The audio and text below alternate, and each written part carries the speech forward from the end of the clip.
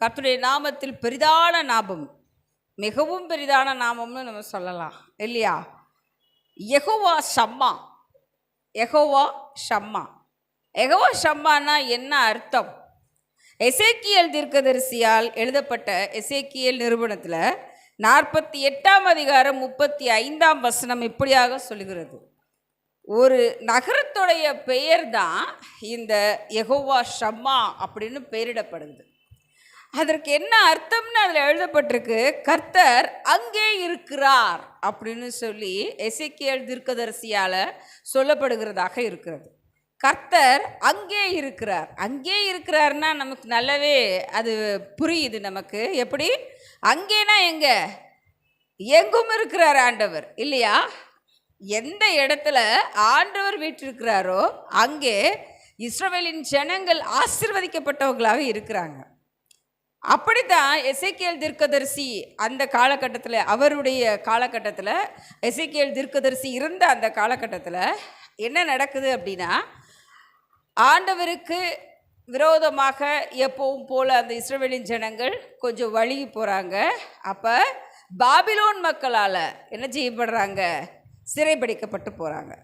நம்ம வேதத்தில் வாசிக்கிறோம், கல்தேயர் அப்படின்னு சொல்லி ஒரு கூட்ட ஜனங்களை. அவங்க யாருன்னு நம்ம தெரிஞ்சுக்கணும். அவங்க தான் பாபிலோனுடைய மக்கள் கூட, சரிங்களா? கல்தேயர் வேற, பாபிலோன் மக்கள் வேற கிடையாது. அவங்க தான் யாரை சிறைப்படுத்திட்டு போகிறாங்க? இஸ்ரவேலின் ஜனங்களை சிறைப்பிடிச்சிட்டு போகிறாங்க.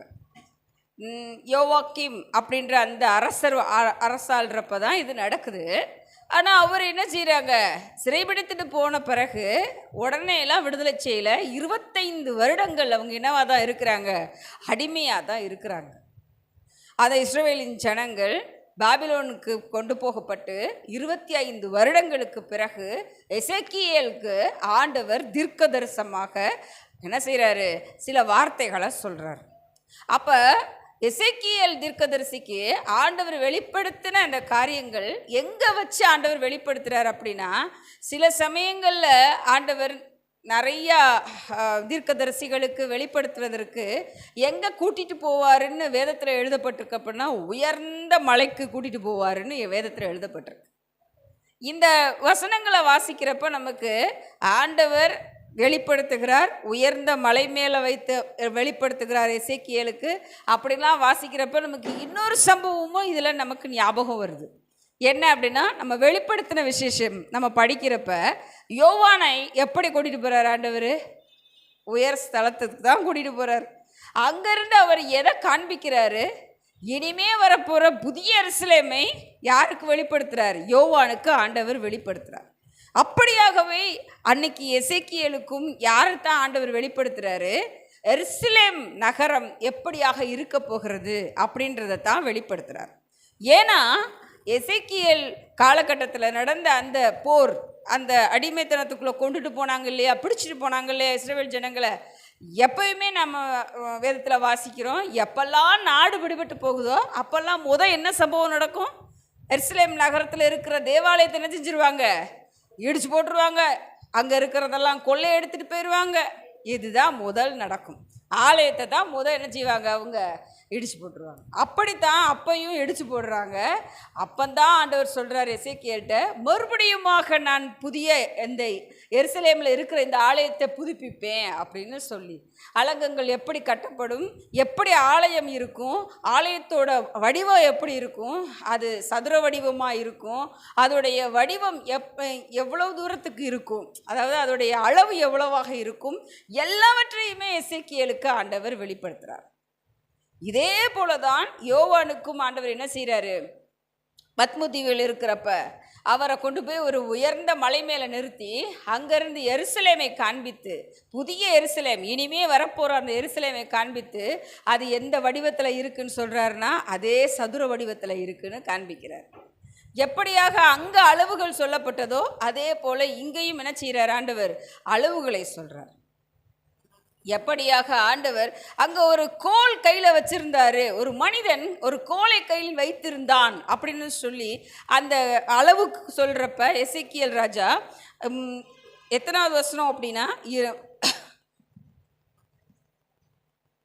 48ஆம் அதிகாரம் 30 இருந்து 34 வரைக்கும் இருக்கிற வசனங்களை நம்ம வாசிக்கிறப்ப நம்மளால் அதை என்ன வடிவத்தில் ஆண்டவர் சொன்னார், கையில் என்ன கோல் வச்சுருந்தார், இது எல்லாமே வெளிப்படுத்தப்பட்டிருக்கு.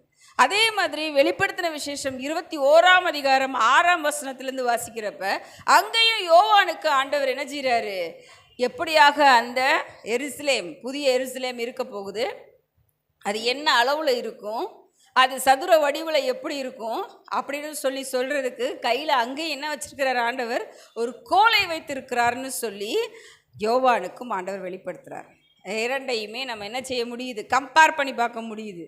எசேக்கியேல் ராஜாவுக்கு, எசேக்கியேல் தீர்க்கதரிசிக்கு எப்படி ஆண்டவர் வெளிப்படுத்தினாரோ அப்படியாகவே யோவான் தீர்க்கதரிசிக்கும் ஆண்டவர் வெளிப்படுத்துகிறார். அன்று காண்பித்தது இனிமேல் வரப்போகிற எருசலேம் ஆலயத்தை பற்றி காண்பிக்கிறாரு. ஆனால் இன்று யோவானுக்கு சொன்னது இதுவரையும் நிறைவேறி இருக்கிறதா? இல்லை, இனிமே தான் நிறைவேற போகுது. எருசலேமின் தேவாலயம் மறுபடியுமாக கட்டப்படும். மறுபடியுமாக ஆண்டவர் பூமிக்கு வரும் பொழுது அந்த எருசலேமின் தேவாலயம் முழுமையாக கட்டப்பட்டு இருக்கும் அப்படின்னு வேதத்தில் என்ன செய்யப்பட்டிருக்கு, எழுதப்பட்டிருக்கு. அதைத்தான் நம்ம விசுவாசிக்கிறோம். தேவன் மறுபடியுமாக வருவார் என்பதை யோவான் வெளிப்படுத்தின காரியத்தை நம்ம விசுவாசிக்கிறோம். இரண்டுக்கும் ஒரே அர்த்தத்தை ஆண்டவர் சொல்கிறாரு. எப்படி எசேக்கியேல் தீர்க்கதரிசிக்கு ஆண்டவர் வெளிப்படுத்தினாரோ, கர்த்தர் அங்கே இருக்கிறார், யெகோவா ஷம்மா அப்படின்னு வெளிப்படுத்தினாரோ, அப்படியே வெளிப்படுத்தின விசேஷத்துலையும் யோவானுக்கு சொல்கிறப்ப என்ன சொல்கிறாருன்னா, தேவன் மனுஷரோடே இருக்கிறார் அப்படின்ற அந்த வார்த்தையை ஆண்டவர் சொல்கிறாரு. சரிங்களா? ஸோ இதிலேருந்து நம்ம என்ன தெரிந்து கொள்கிறோம் அப்படின்னா, அன்று எசேக்கியேலுக்கு ஆண்டவர் வெளிப்படுத்தின காரியம் நிறைவேறினது, அது நம் கண்களால் பார்த்தோம்ன்றத வேதத்தின் மூலமாக அறிந்து கொள்கிறோம். அப்படியாகவே யோவானுக்கு வெளிப்படுத்தின காரியங்களும் யெகோவா ஷம்மாவாக ஆண்டவர் மறுபடியுமாக தேவன் மனுஷரோடே இருக்க வரப்போகிறார் அப்படின்றத நம்ம நிச்சயமாக அறிந்து கொள்ளுகிறோம். அதை எப்படி விசுவாசிக்கிறோம்? இந்த வேதத்தின் மூலமாகவே விசுவாசிக்கின்றோம். நிச்சயமாக ஆண்டவருடைய ராஜ்யம் வரப்போகுது. நிச்சயமாக யோவானுக்கு ஆண்டவர் காண்பித்த அந்த உயர்ந்த மலை மேலே கூட்டி கொண்டு போய் புதிய எருசலேமை எப்படி காண்பித்தாரோ அப்படியாகவே புதிய எருசலேம் இறங்கி வரப்போகிறது. ஆனால் நாம் தகுதி உள்ளவர்களாக இருக்கிறோமா?